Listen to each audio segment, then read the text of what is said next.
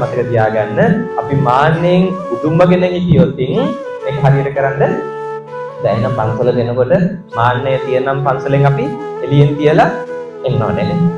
දැන් මෙහෙම කිව්වන් සමහර විටේ ආමුදුරුවනේ මේ මාන්නේ අපි නම් අරන් එන්නේ වැඩි හරියක් මාන්නේ තියෙන්නේ කොහෙද?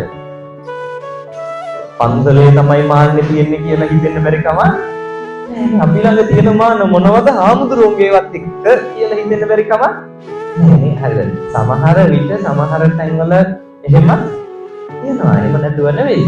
මම නම් ඇත්තටම පිළිගන්නේ ඔය සමහර පන්සල් වල තියෙනවා නේ. අද මේ පන්සලට ආවන් හරි සතුටුයි. මම මේ කාරණා ටික පැහැදිලි කරන්නේ. උන්වහන්සේ තරුණ ස්වාමීන් වහන්සේ නමක්. මම හිතන්නේ අපේ සමකාලීන අපේ වයසේම වගේ තරුණ ස්වාමීන් වහන්සේ නමක්. ඉතින් මට හරි පුදුමයි. මේ පන්සලක් හදලා එතන අංග සම්පූර්ණ විහාරස්ථානයක් හදලා ඒ වත්තට අද ඇවිල්ලා බණ ටික අහන්න පුළුවන් වෙනනේ. මේ හැමදේම සාර්ථකව සිදු කළා තියෙනවා. ඉතින් උන්වහන්සේ සමීපව මම හිතන්නේ අපේ අතත් එක කිසිම මාන්නකාරකමකින් තොරව ගනුදෙනු කරනවා කියලා මට පැහැදිලිව පේන උන්වහන්සේගේ මේ කටයුතුත් එක්ක. ඒකයි මම මේ පැහැදිලි කරන්නේ. ඔය සමහර පන්සල් වල ඉන්නවානේ. අදහලා තියෙනවානේ ප්‍රධාන දායකයෝ කියලා කෙනෙක්. හරිද?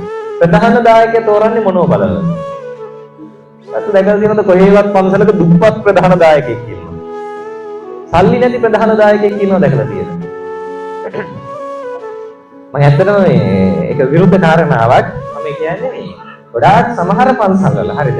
සමහර පන්සල් වල අපි දැකලා තියෙනවා දාන ගෙවල් වල එහෙම ගියාම නායක හාල්ලා කියන්නේ මෙයා අපේ පන්සලේ ප්‍රධාන දායකයෙක්.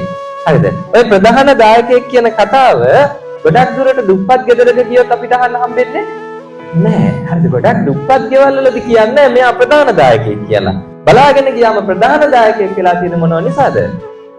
සල්ලි වලටයි ඒ තියෙන බලයටයි. හරිද? ඉතින් ඒ වයින් අපිට ප්‍රධාන දායකයෝ කියලා තෝරන්න එහෙම ප්‍රධාන දායකයෝ බුද්ධ ශාසනය නම් නෑ. ඒවර පුද්ගලිකව ඇති කරගත්ත ප්‍රධාන දායකයෝ. හරිද? ඒ නිසා මම යෝජනා කරන්නේ අපි කාගේවත් ළඟ මාන්නයක් තියෙන්නට බෑ. හාමුදුරුවෝ කියලා මගේ ළඟ මාන්නයක් තියෙන්නත් බෑ.